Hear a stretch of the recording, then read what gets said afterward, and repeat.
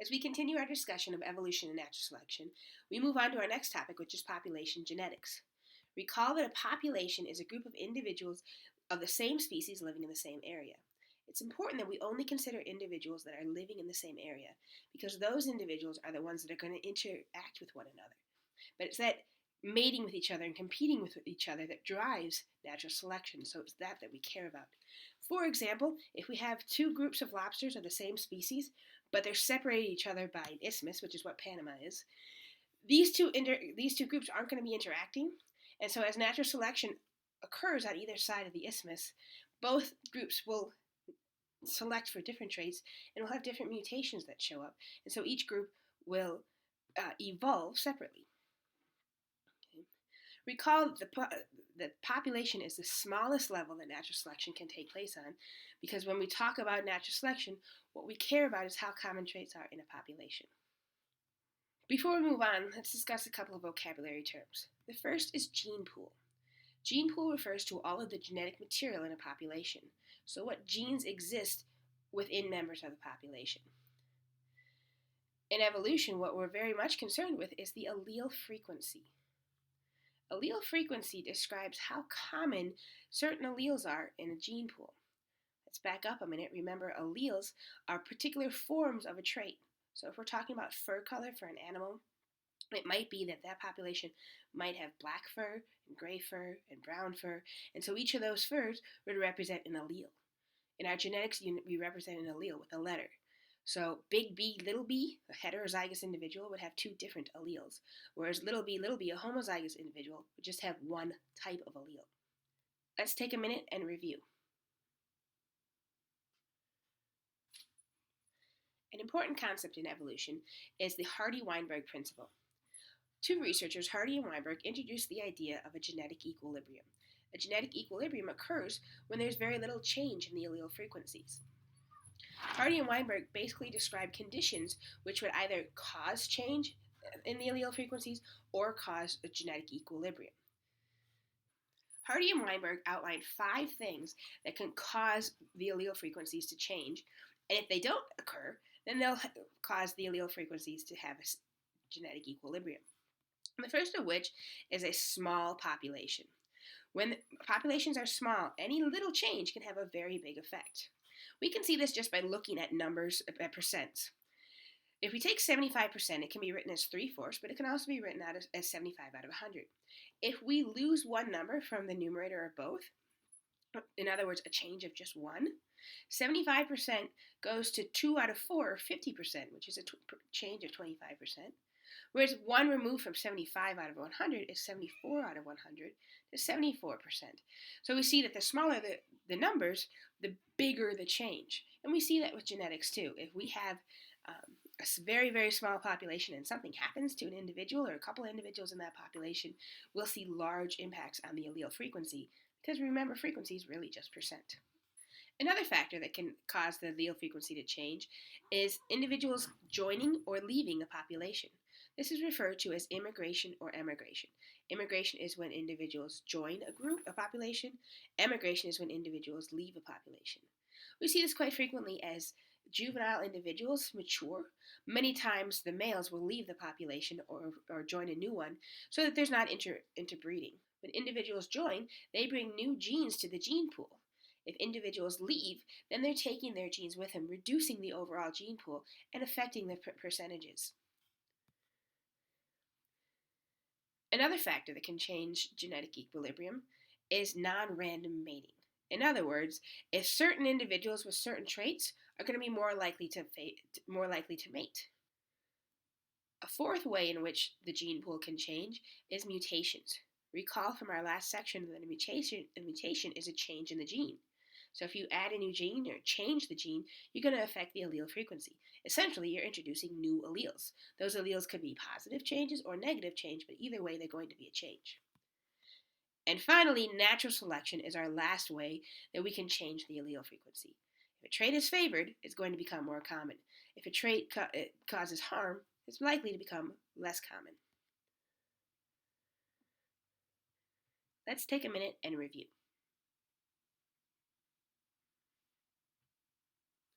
With natural selection, changes the gene pool, it can occur in one of three ways. The first of which is a stabilizing selection. In stabilizing selection, individuals with the medium characteristics are favored.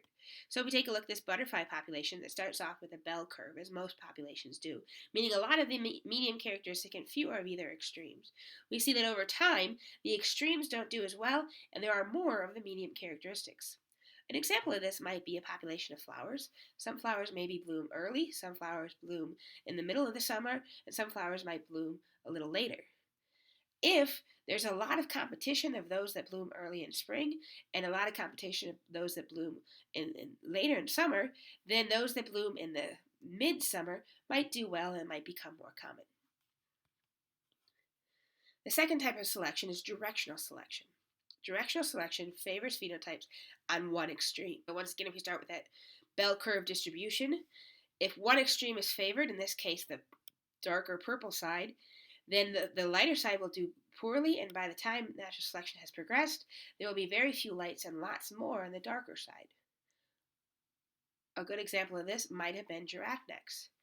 As if there was variation in the giraffe population and they were reaching for the trees, those who were able to reach a little bit higher the trees would have been able to get more food, and so they would have likely done better than those who couldn't reach as high on the trees. And over time, nature would have selected for giraffes with longer necks. Our last type of selection is disruptive selection. Disruptive selection causes something in the medium characteristics not to be favored, and therefore those on either extreme do well.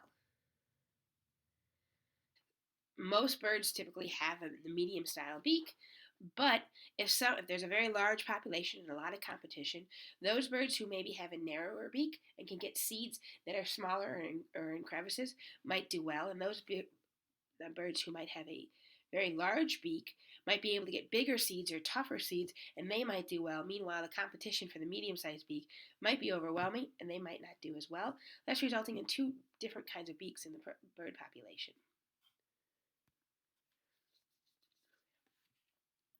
Let's take a minute and review.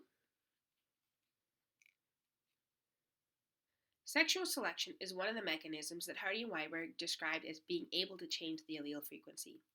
Sexual selection is the favoring of traits that have nothing to do with survivalship. Instead, it's the favoring of traits that make you more likely to attract a mate, such as the brightly colored face of the male baboons. A male baboon's brightly colored face isn't going to do anything to help its survival. In fact, the bright colors might actually make it tougher to find prey and to avoid predation. However, having that brilliantly colored face will make it more likely to attract a mate, and therefore, if it's more likely to mate, it's more likely to pass on those brilliantly colored traits down to future generations. We'll discuss this more in class. The last major component that we'll talk about that can change the allele frequency of a population is genetic drift. Genetic drift basically describes the randomness that occurs sometimes in populations. So, for example, if you look at that picture, a person walking past a group of small insects might not ever notice the insects and might step on some. It's also possible that they just might happen to step on more of one color than another. And so the future generations might have had some that died, not because they had some kind of great advantage, but simply of bad luck. So genetic drift is when there are random occurrences. Another great example would be of a storm. If a tornado rips through a forest and just happens to kill more of one kind of tree than another, it didn't have anything to do with the tree's ability to survive, it just happened to be that the trees were in the path of the storm. There are a number of random components of genetic drift that we categorize as subcategories of genetic drift. The first of which is the founder effect. The founder effect occurs when a population grows from just a few individuals. Down the road, when that population has grown, we see different percentages of alleles than we would in a larger population that didn't grow from such a small individuals. So, for example, six-finger dwarfism was common in some of the founding members of Old Order Amish. Now, when we look at Amish communities, there's a much higher percentage of individuals who have six fingers than we would see in the population at large. Another good example of this is Darwin's finches. Darwin studied the finches that made it to the Galapagos Islands. Remember, he thought that there were lots of different kinds of birds, discovered that they all ended up being finches. Likely that's because the first birds that made it to the Galapagos Islands were finches, and as they evolved and changed, they diversified, but they were all finches because the founders were finches. Another subcategory of genetic drift is the bottleneck effect. The bottleneck effect describes a population that becomes very, very small because of external factors, maybe a storm, human activity, something like that. Even if the population rebounds, all of the individuals are going to be descendants of the survivors. And so those individuals are going to see in their population significantly less variation than you would see in a normal population. When individuals have less genetic diversity, it means that there's less variation out there that might be able to respond to a disruption. A good example of this is the cheetah in Africa and the panther in Florida. First, let's look at the bottleneck effect and why it's called that. Imagine we had a population made up of with some variation, blues, whites, and yellows. Certainly some things are more common than others, but there still is variation. If for some reason we turned it over and shook out a couple, only a few would make it out, at least at a time, and before it got jammed up.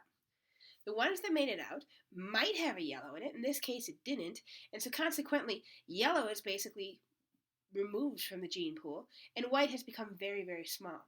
So the surviving population has a much smaller gene pool. Let's go back to our example. The African cheetah population reduced significantly because of human actions. If we take a look at the possibilities then of a cheetah having many mates as options and having just one mate as option, we see that one cheetah, when it has offspring, might have cubs with 3 different traits if there's different fathers. If instead the cheetah only had one option, or in other words, had very similar characteristics in the dad, all of the cheetah's offspring might just have one trait, in this case, AAA. If something like a pathogen or some other disease-causing agent, like a parasite, affects the population, it might be that individuals with trait A are more susceptible, so they might die off. In scenario 1, where there was more variation, there are some, cheetah B and cheetah C, that might survive.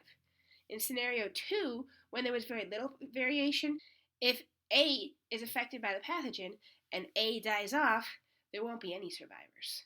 Unfortunately, we've seen that in a number of populations that have gotten very, very small. As I said, the cheetah, the Florida panther, the elephant seal. Thus, even if populations recover, that initial drop makes them very, very susceptible. Let's take one more moment and review. As usual, make sure that you note any questions you have. Make sure you bring them up in class and I'll clarify.